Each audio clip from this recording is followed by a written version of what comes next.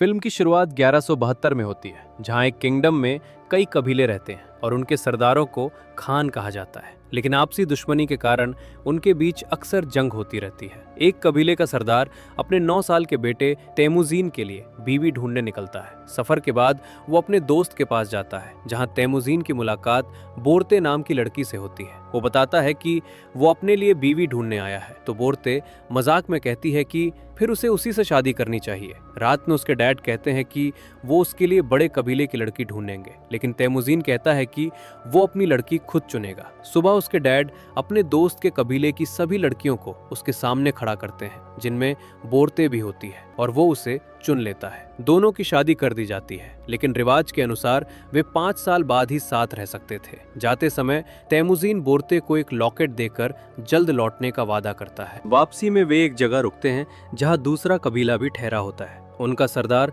दोस्ती के संकेत के रूप में दूध का प्याला भेजता है, और जवाब में तैमुजीन के डैड भी दूध भेजते हैं। एक साथ ही मना करता है कि पहले किसी और को दूध पिलाया जाए, लेकिन भरोसा दिखाने के लिए वो खुद ही पी लेते हैं। आगे बढ़ते ही तैमुजीन के डैड घोड़े से गिरकर मर जाते हैं। बाद में पता चलता है कि दूध में जहर मिलाकर ये साजिश उस दूसरे कबीले के सरदार ने की थी। तैमुजीन के डैड की मौत के बाद कबीले के लोग उनकी लाश छोड़कर चले जाते हैं, क्योंकि उनका मानना था कि जिंदा रहने के लिए किसी ताकतवर कबीले का हिस्सा बनना जरूरी है। डैड का खास आदमी कबीले और सारे जानवरों को अपने साथ ले जाता है। जाते समय तैमुजीन की माँ उसे बद्दुआ देती है कि एक दिन उसका बेटा बड़ा होकर उससे बदला लेगा। ये सुनकर वो आदमी डर जाता है और तैमुजीन को मारने का फैसला करता है, लेकिन उनके कबीले में औरतों और बच्चों को ना मारने का रिवाज था। वो पहिए से उसकी लंबाई नापता है और छोटा होने के कारण उसे बच्चा मानकर छोड़ देता है। जाते हुए वो धमकी देता है कि अगले साल उसे मारने जरूर आएगा। कुछ समय बाद सर्दियां आ जाती हैं। तैमुजीन के पास छुपने की कोई जगह नहीं होती। उसे अपने डैड की बात याद आती है कि पहाड़ों पर देवता रहते हैं जो मुश्किल में मदद करते हैं, इसलिए वो वहां जाने का फैसला करता है। रास्ते में उसका पैर जमे हुए पानी पर पड़ जाता है और वो उसमें गिरकर डूबने ही वाला होता है। तभी एक बच्चा उसे पानी से निकालकर जान बचाता है और अपने साथ ले जाता है। उसका छोटा भाई भी वहां होता है। दोनों भाई दूध के प्याले में अपना खून मिलाकर उसे पीने को कहते हैं, ताकि वो उनका भाई बन जाए। तैमुजीन दूध पी लेता है और वे तीनों भाई बन जाते हैं। अगली सुबह उसके डैड का वही खास आदमी उसे ढूंढकर पकड़ लेता है। दोबारा लंबाई नापने पर वो अभी भी छोटा साबित होता है, इसलिए उसे बड़ा होने तक कैदी बनाने का फैसला किया जाता है। उसके गले में लकड़ी का फंदा डालकर कैद कर लिया जाता है। कबीले का एक आदमी रोज उसे खाना देता और उसके जख्मों पर मरहम लगाता है। समय बीतता रहता है, लेकिन हर बार लंबाई नापने पर वो छोटा ही निकलता है। एक दिन तेज बारिश हो रही थी। तेज बारिश में जब सब अपने खेमों में चले जाते हैं, तो उसका ख्याल रखने वाला आदमी मौका पाकर तैमुजीन को आजाद कर देता है और भागने को कहता है। वो गले में भारी फंदा लिए दूर भागता हुआ पहाड़ों तक पहुंच जाता है, जहां देवता होने की बात उसके डैड ने कही थी। वहां एक भेड़िया दिखता है और उसका लकड़ी का फंदा अपने आप खुल जाता है। कहानी आगे बढ़ती है और तैमुजीन बड़ा हो चुका होता है, लेकिन वही लोग अब भी उसके पीछे पड़े रहते हैं। आखिरकार वे उसे पकड़ लेते हैं और बचपन की तरह फिर से कैद कर देते हैं। अब वो बड़ा हो चुका है, इसलिए उसके मरने का खतरा बढ़ जाता है। वो आदमी कहता है कि अभी नहीं मारेगा, पहले वो उससे जान की भीख मांगते देखना चाहता है। तैमुजीन जवाब देता है कि वो मर जाएगा, लेकिन कभी भीख नहीं मांगेगा। ये सुनकर वो आदमी गुस्से में उसे तड़पा तड़पा कर मारने की बात कहता है और उसे फिर से बांध दिया जाता है।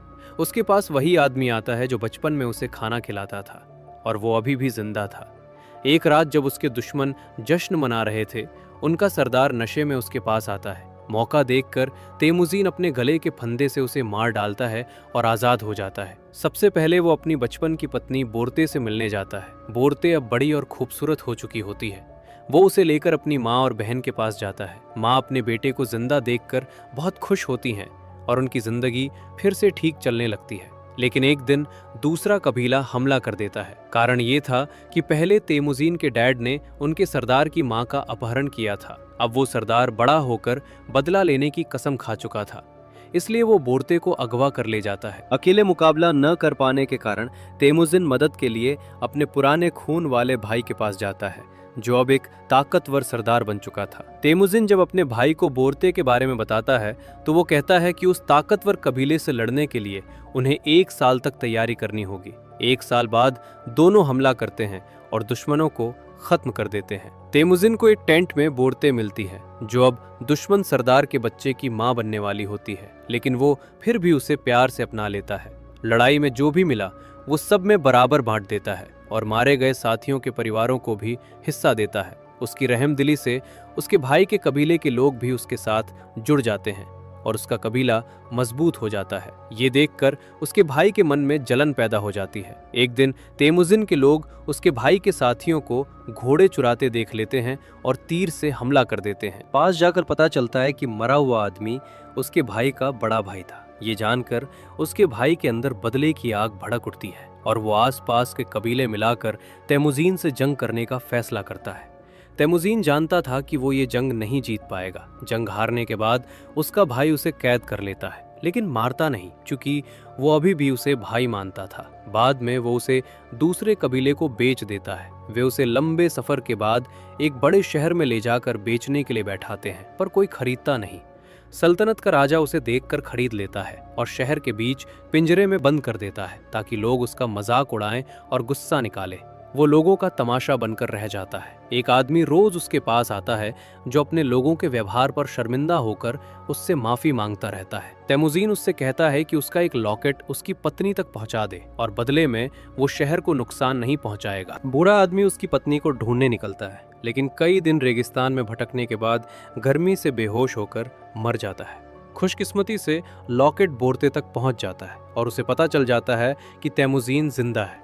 वो उसे ढूंढते हुए उसी शहर पहुंचती है और एक सिपाही को रिश्वत देकर उसे आज़ाद करवा लेती है। तेमुजीन देखता है कि उसका एक बेटा और एक छोटी बेटी है और उनका परिवार पूरा हो चुका है। एक दिन बोरते कहती है कि सभी सरदार एक दूसरे को मारते हैं। ये बात तेमुजीन को सोचने पर मजबूर कर देती है और वो परिवार छोड़कर सभी कबीलों को एकजुट कर मंगोल राज्य बनाने का फैसला करता है। वो 3 वसूल तय करता है। औरतों व बच्चों को नहीं मारेंगे, दुश्मनों से मरते दम तक लड़ेंगे और कोई अपने सरदार को धोखा नहीं देगा।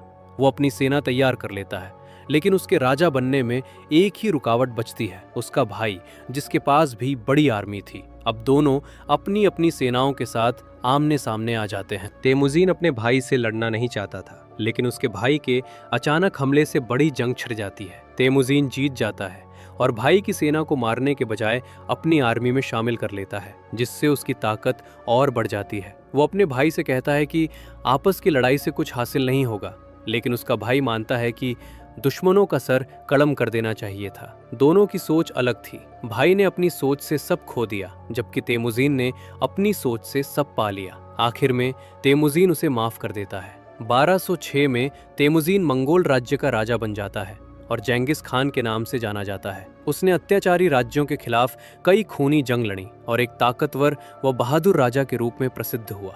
यहीं उसकी बहादुरी की कहानी खत्म होती है।